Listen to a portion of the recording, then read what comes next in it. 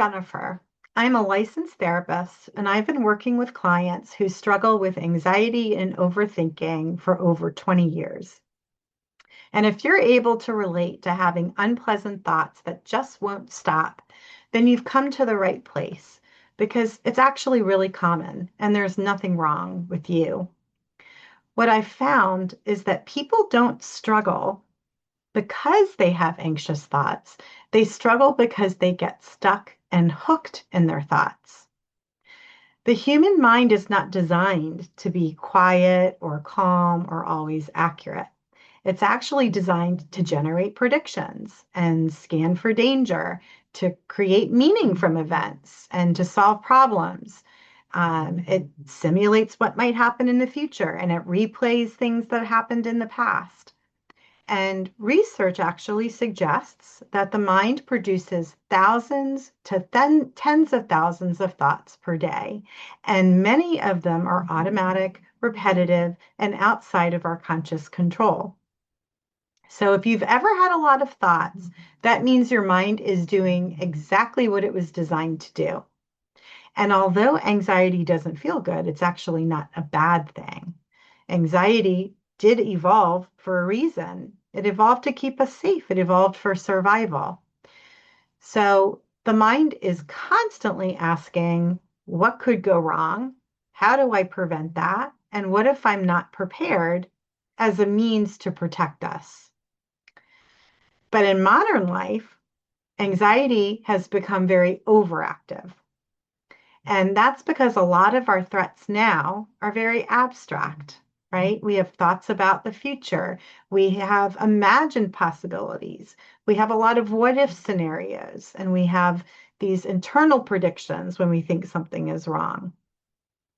So our brain is treating those thoughts as real dangers, and our imagination can simulate the worst case scenarios in very vivid detail. Maybe some of you have already experienced that. So, in these situations, because the mind does not have a concrete problem to solve, it shifts into searching and generating explanations, producing a stream of what if thoughts and predictions and interpretations. And your attention becomes increasingly absorbed in this internal activity, and you start treating these thoughts as meaningful problems to solve rather than as passing mental events. So over time, this creates a self-reinforcing loop in which anxiety generates thinking, and thinking makes the anxiety worse, and it becomes a cycle. In ACT, or acceptance and commitment therapy, we call it getting hooked. So getting hooked is when a person becomes cognitively fused with internal experiences such as thoughts, images, memories, or feelings in such a way that those experiences begin to dominate attention and guide behavior as if they're literal truths or urgent instructions that need to be followed. So let's look at a scenario. It's Sunday night and Jordan is getting ready for work tomorrow. Nothing specific has gone wrong, but he has this little subtle feeling of unease. He notices some tightness in his chest and a slightly restless feeling, and then suddenly the thought occurs to him, I feel really off about tomorrow. And at first, it's a vague feeling, a vague thought, nothing concrete. But because it's unclear, Jordan's mind starts searching for a reason. Why am I feeling like this? Maybe I'm forgetting something, or what if something is going wrong? It's going to go wrong at work tomorrow. So there's no actual problem that Jordan is aware of, but his mind is treating it as a signal that something must be wrong somewhere. So then his thoughts begin to multiply.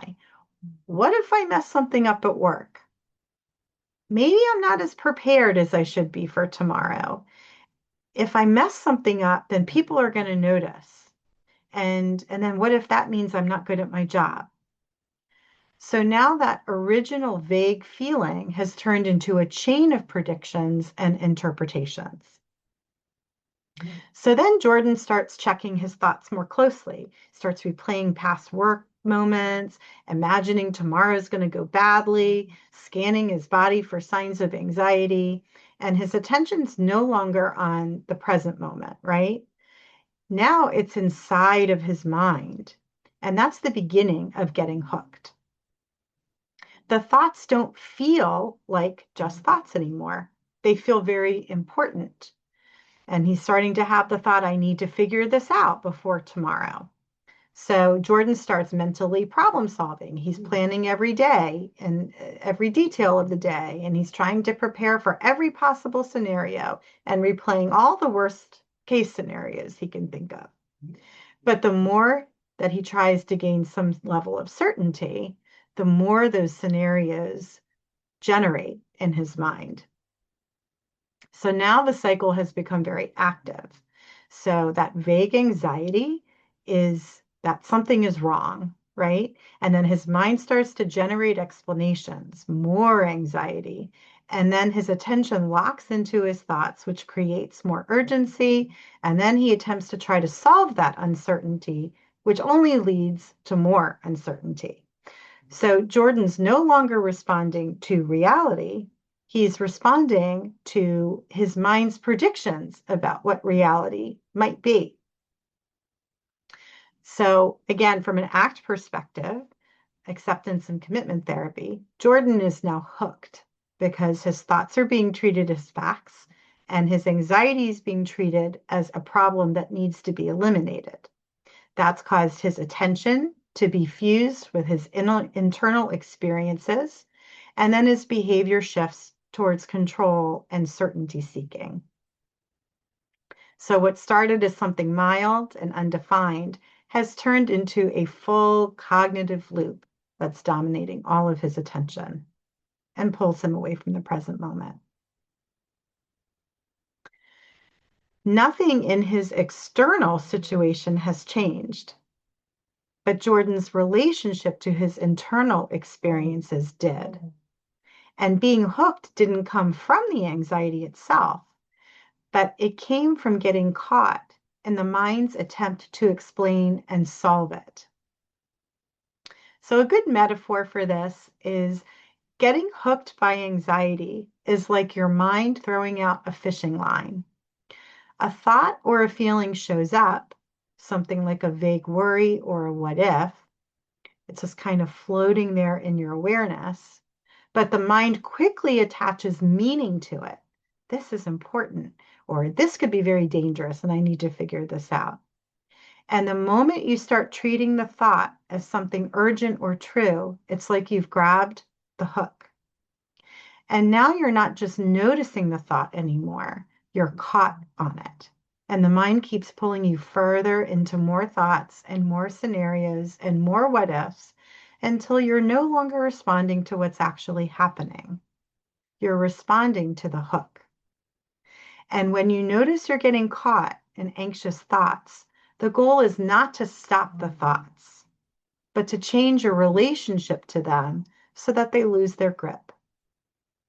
So now we're going to go over some simple steps that you can use to get unhooked. The first thing you want to do is to notice that you're hooked. You want to notice that loop. So you're first going to pause and you're simply going to recognize, I'm getting hooked right now. You might notice that your thoughts are racing. Maybe you're thinking about the worst case scenarios. Maybe you're doing mental arguing or planning in your mind. Maybe you're just feeling the urgency to figure something out. The key shift is your awareness. This is happening in my mind right now. This is not reality, right? The second step is to name the experience. We call this diffusion in acceptance and commitment therapy. So next, you gently label what's happening as a thought, not a truth. So instead of something bad's going to happen, you might want to say, I'm noticing I'm having the thought that something bad is going to happen. Or even simpler, my mind is telling me a story about something that's going to go wrong, right? Try it now. Think of something, a thought that you've had recently, and say it as if it's happening in that moment. And then say it, I'm noticing I'm having the thought that this happens.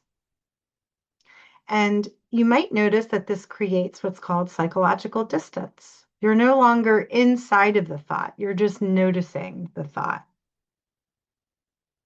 So now instead of wrestling with the thought, you're shifting your attention outwards, right? It helps with grounding you a bit, right?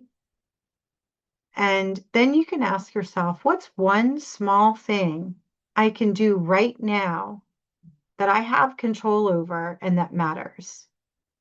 Not to fix the anxiety, but to re-engage with your life and what's meaningful to you. So, first you notice that you're hooked, then you name what your mind is doing, right? It's just a thought, not a fact.